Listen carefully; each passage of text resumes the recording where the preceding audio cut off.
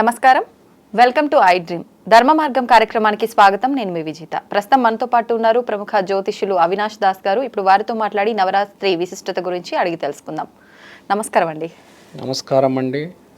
ఓం నమ శివాయ, ఓం నమో వెంకటేశాయ. అవినాష్ గారు, నవరాత్రుల్లో అమ్మవారి 5వ అవతారం ఏంటి? ఆ రోజు అమ్మవారిని ఏ రంగు పుష్పాలతో, ఏ రంగు వస్త్రంతో ఆరాధించవచ్చు? ఎటువంటి నైవేద్యం నివేదన చేయొచ్చు? తెలియజేయండి. 5వ రోజు స్కందమాత. స్కందమాత. ఎల్లో కలర్ వస్త్రం, ఎల్లో రోజ్ ఫ్లవర్. రోజ్ మాత్రమేనా? ఎల్లో వేరే ఏవైనా? Yellow rose flower, rose, yellow rose, banana, అట్టిపండు, ఓకే, మొత్తం ఎల్లో. సో స్కందమాత, స్కంద అంటే సుబ్రహ్మణ్య స్వామి. సుబ్రహ్మణ్య స్వామి వాళ్ళ మదర్. ఆ రూపం పేరు స్కందమాత. ఎనర్జీ ఆఫ్ మార్స్, మంగళ ఎనర్జీ. మంగళం ఎనర్జీ అంటే మాంగళ్యం. మాంగళ్యం ఎనర్జీ అంటే ఏంటి? బేసిక్గా మాంగళ్యం అంటే మంచి జరగడం. సుమంగళి స్త్రీలు చేసే పూజన కాదు కాదు.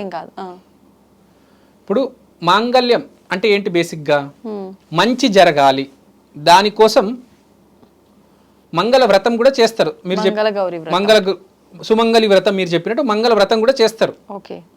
సో ఆ వ్రతం ఒక ఎనర్జీ, ఈ స్కందమాత కూడా ఆ ఎనర్జీకే రిలేటెడ్. ఇక్కడ ఎనర్జీ ఏంటంటే చెడు, ఒక దారి, మనిషి ఒక చెడు దారి ఎంచుకొని అప్పుడప్పుడు ముందుకెళ్తాడు. వెళ్ళరాని చేయరాని పని చేస్తాడు, చేయరాని వ్యాపారం చేస్తాడు, తెలీదు, డబ్బు మాయలో పడిపోతాడు. ఏవేవో పిచ్చి పిచ్చి వ్యాపారాలు ఉంటాయి, చాలా డబ్బులు వస్తాయి. ఒక నెలలోనూ కారు కొనివచ్చు అంటారు. అలా ప్రలోభపడి దాంట్లో వెళ్ళిపోయి డబ్బులు సంపాదించి మధ్యలో భయం వేస్తుంది. అరే నేను ఇరుక్కున్నాను, నన్ను రేపు పోలీసు వాళ్ళు పట్టుకోవచ్చేమో, నన్ను జైల్లో పెడతారేమో, తప్పు చేశాను కదా, డబ్బుల కోసం ఇక్కడ దాకా వచ్చాను, రేపు నేను పట్టుకున్నారంటే నా డబ్బులు మొత్తం పోతాయి, నా మళ్ళీ జైల్లో 10 ఏళ్ళు 20 ఏళ్ళు ఉండాల్సి వస్తుంది, ఉరి శిక్ష కూడా పడొచ్చేమో. లేకపోతే కొంతమంది ఏం చేస్తారు, ఎడ్యుకేషన్ విషయంలోనే ఒక 6 నెలల వరకు చదవరు, రోజు ఆడుకుంటారు. 6 నెలలు 9 నెలలు, ఇంకా 3 నెలలే ఉంటాయి ఎగ్జామ్కి. ఎగ్జామ్ దగ్గర అయినాక చదవడం స్టార్ట్ చేస్తారు. సో అలాంటి వరకు ఒక స్పీడ్, ఒక బూస్ట్ కావాలి. ఇప్పుడు 9 నెలల్లో ఏదైతే చదవలేదో నేను 3 నెలల్లో చదవాలి. ఇప్పుడు అంత కవర్ చేయాలి 3 నెలల్లో. ఒక స్పీడ్, ఇంటెన్సిటీ అంటారు దాన్ని. అంటే ఒక ఊపు. వాడు మామూలుగా చదువుకుంటూ వెళ్ళిపోయాడు అనుకోండి, చేయలేడు. ఒక రోజులో ఒక బుక్ చదవాలి, లేకపోతే ఒక కాగితం చదవాలి. కానీ ఇప్పుడు ఒకటే రోజు నువ్వు 9 కాగితాలు చదవాలి, 9 పేజెస్. ఆ ఊపు కావాలి. అదే ఆ అటెన్షన్ కూడా అంతే ఉండాలి, ఏకాగ్రత. స్ట్రెంగ్త్ ఎంత ఉండాలండి? చాలా ఎక్కువ ఉండాలి. 9 నెలల్లో చేయాల్సింది 3 నెలల్లో చేయాలంటే ఎంత కష్టం మీరు ఆలోచించండి. ఇప్పుడు బాడీ బిల్డర్ ఉన్నాడు, రోజు 1 గంట చేయాలి, ఆడొక చేయలేదు. ఇప్పుడు ఆడు రోజు 4-5 అవర్స్ చేయాలి. ఎంత కష్టం! అసలు పగిలిపోతాయి మొత్తం, అసలు చేతులు పనిచేయవు, కాళ్ళు పనిచేయవు, ఇంకా అంత చేయాలి వాడు ఎక్సర్సైజ్. అంత శక్తి ఎక్కడి నుంచి వస్తుంది? శక్తి కావాలి కదా. ఆ శక్తి ఇచ్చేది స్కందమాత. స్కందుడు అంటేనే శక్తి. ఆటంకాలని ఎదుర్కోవాలంటే స్కందుడే. ఏదైనా పని మొదలెట్టాలంటే ముందు విఘ్నేశ్వరుడి ఆశీర్వాదం తీసుకొని మొదలు పెట్టాలి. పని మొదలుపెట్టిన తర్వాత ఆటంకాలు వస్తే కాపాడేది స్కందుడే. ఈ జర్నీలో ఇప్పుడు ఇది బంజారా హిల్స్ అండి, నేను బంజారా హిల్స్ నుంచి బేగంపేట వెళ్ళాలి. ఇక్కడ బంజారా హిల్స్లో విఘ్నేశ్వరుడు ఆశీర్వాదం తీసుకొని బయలుదేరాను. వెళ్తున్నాను, నాకు మధ్యలో ఆటంకం వచ్చింది. కాపాడేది స్కందుడే, ఇంకెవరు లేరు. ఈ జర్నీలో ఏదైనా ప్రాబ్లం వస్తే ఆటంకం స్కందుడు కాపాడతాడు. రోడ్డు మీద బండి ఆగిపోయింది, ఒక 4 రావాలి, హెల్ప్ చేయాలి కదా. ఎక్కడి నుంచి వస్తారు? ఒక అమ్మాయి ఉంది, ఏదో ఆఫీస్లో పని చేస్తుంది, అమ్మకు ఆఫీస్లో ఎవరో ఇబ్బంది పెడుతున్నారు. ఇప్పుడు ఎలా? ఇంకోటి వచ్చి కాపాడాలి, సపోర్ట్ కావాలి, ఒకటి రావాలి. ఈ అమ్మాయికి ఒకటి తోడవుతేనే వాడిని ఎదిరించగలగదు కదా. ఒక 3 రావాలి, అప్పుడే కదా వాడిని ఎదిరించగలిగేది. అమ్మాయి ఒంటరిగా నేను ఎదిరించలేకపోతున్నా, వాడు శక్తి ఎక్కువ ఉంది వాడికి. స్కందుడు, ఆ స్కందుడు అనే ఎనర్జీ సపోర్ట్ బేసిక్గా స్కందుడు అంటే సపోర్ట్. ఒక సపోర్ట్ సిస్టమ్ అనేది వస్తుంది, ఒక షీల్డ్. ఈ స్కందుడు బేసిక్గా చాలా ఇంపార్టెంట్ మనకు.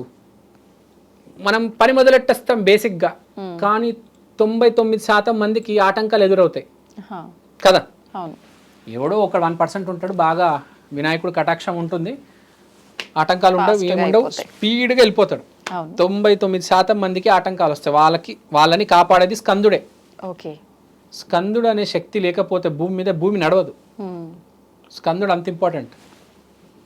అండ్ ఈ తప్పుదారులు పోయే వాళ్ళు ఉంటారు కదా, వాళ్ళని ఒకడు కొట్టి మళ్ళీ దారి మళ్ళించి కరెక్ట్ దారిలో పెట్టేది స్కందుడు. అరే తప్పుదారులు వెళ్తున్నావు, ఇటు తిరిగి రైట్ కొట్టు, రైట్ లెఫ్ట్ వద్దు, అమ్మో మంచి రోడ్ కాదు అది, బోల్తా పడతావు. ఆ రోడ్ ఎక్కువ బాగుంటుంది. ఆ బెంగళూరు హైవే అంటే మంచిగా వెళ్ళు, సూపర్గా ఉంటుంది, బండి 108 స్పీడ్లో వెళ్తుంది. అట్లా దారి బైపాస్ రోడ్ అంటారు చూడండి, కట్ చేయించి వేరే దారిలో తీసుకెళ్ళిపోతాడు. నువ్వు తప్పు రోడ్ ఎక్కావు సరే, విఘ్నేశ్వరుడు కటాక్షం ఉంటే కరెక్ట్ రోడ్ ఎక్కుతావు, వెళ్ళిపోతావు డైరెక్ట్. ఇక్కడ మెహదీపట్నం దగ్గర కరెక్ట్ ఫ్లైఓవర్ ఎక్కుతాడు, ఎయిర్పోర్ట్ వెళ్తాడు, ఫ్లైట్లో వెళ్ళిపోతాడు విఘ్నేశ్వరుడు కటాక్షం ఉంటే.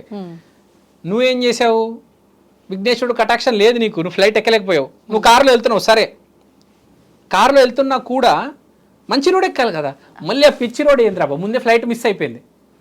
సరే రోడ్ వెళ్తున్నావు, రోడ్డు మార్గాన్ని వెళ్తున్నావు, వెళ్ళిపోవచ్చు. బెంగళూరు 8 hours, వాడు 1 hourలో వెళ్తావు, నువ్వు 8 hours వెళ్తావు. ఆ వెళ్ళే దారి అనేది బాగుండాలి కదా, మార్గం బాగుండాలి కదా. బెంగళూరు హైవే ఎక్కాలి కదా, నువ్వు సర్వీస్ రోడ్ ఎక్కి గుంతలు వెళ్తే ఎట్లా ఉంటుంది, ఇంకా ఎప్పుడు వెళ్తావు, 2 రోజులు పడుతుంది. సో బేసిక్గా ఆ దారి మళ్ళించేవాడు స్కందుడు, కరెక్ట్ దారి చూపిస్తాడు. దారి చూపించాడు, సరైన దారి చూపించేవాడే స్కందుడు. తప్పు దారి నుంచి సరైన దారి వైపు తీసుకెళ్లేవాడు స్కందుడు. కొన్ని జీవితాలు చూడండి, 40 ఏళ్ళ దాకా ఓ మాదిరిగా ఉంటుంది, సడన్ గా రైజ్ అవుతారు, మార్పు ఒక ఫీనిక్స్ లాగా రైజ్ అవుతారు. సో అలాంటి వాళ్ళు స్కందుడిని పూజించాలి. సడన్ మార్పు, సడన్ చేంజ్, అది ద చేంజ్. స్కందుడు అంటే ఒక టైటిల్, ద చేంజ్. మీరు పెట్టేశారా? బేసిక్ గా ఒక ఎనర్జీ అది. అసలు స్కందుడు అంటే ఎనర్జీ ఏంటంటే తెలియాలి కదా, ఒక మార్పు. మీరు చూడండి, సుబ్రహ్మణ్య స్వామి మాల తీసుకుంటారు, కేరళకి వెళ్తారు, అప్పటి వరకు ఒక ఎత్తు ఉంటుంది, వస్తారు మాల నుంచి పక్కన పెట్టేస్తారు, బయటికి వస్తారు, మనిషికి ఆస్కార్ అవార్డు వస్తుంది. రాహుల్ సిప్లిగంజ్ అతనికి వచ్చింది, కేరళకి వెళ్ళి వచ్చాడు, మాల నుంచి బయటకు వచ్చాడు, ఆస్కార్ అవార్డు వచ్చింది అతనికి. అతను కూడా ఈ విషయం చెప్పాడు. సో సడన్ చేంజ్, చాలా ఇంటెన్సిటీ ఉంటుందండి, ఒక మార్పు వస్తుంది. ఆ పవర్ ఉంది ఆ స్కందుడిలో. అది బేసిక్గా. మొత్తానికి 5వ రోజు స్కందుడిని పూజించాలి. స్కందమాతని పూజించాలి. ఓకే, ధన్యవాదాలండి. ధన్యవాదాలు.